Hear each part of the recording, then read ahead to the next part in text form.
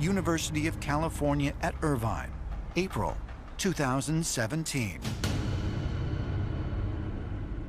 Aerospace engineer Travis Taylor has obtained a model of an aircraft whose design specifications are based solely on information gleaned from ancient Indian texts that are believed to have been formally set to writing in 500 BC. He is going to subject it to wind tunnel analysis to determine if it is a viable flying machine. So, explain to me what we've set up here with that wind tunnel. Okay, so this is our aerospace vehicle model. It's connected to this boom. The armature has a force gauge on it. We're going to have airflow go past it at about 50 miles per hour or so. And then we're going to measure forces against it to determine if it's going to fly or not. And so what are the signs that you're looking for in order to determine whether this is, in fact, aerodynamically sound? Right. So we're going to measure the normal force, and the normal force is up or down. If it starts to move up, then that'll be exciting because it's actually going to be rising, and that's how you get flight. You know, when an airplane turns up and starts to move, it's because it's getting lift. The other thing is I don't want to see it going real bad side to side or real bad chatter up and down, because that would mean it's unstable. All right, well, let's do it. Let's fire her up and see what happens. Yeah, let's do it.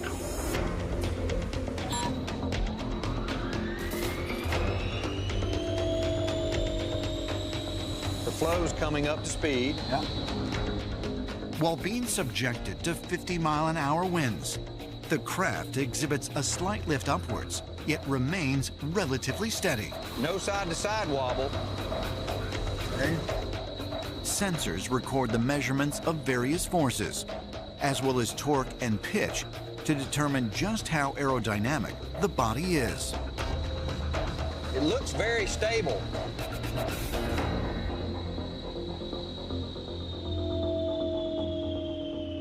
All right, so let's look at the results.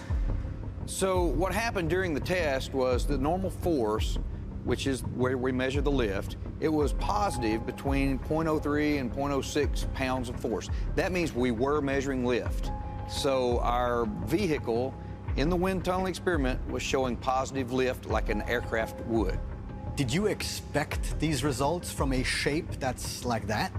Well, the shape looks like a lifting body to me, but you never know until you actually do the experiment.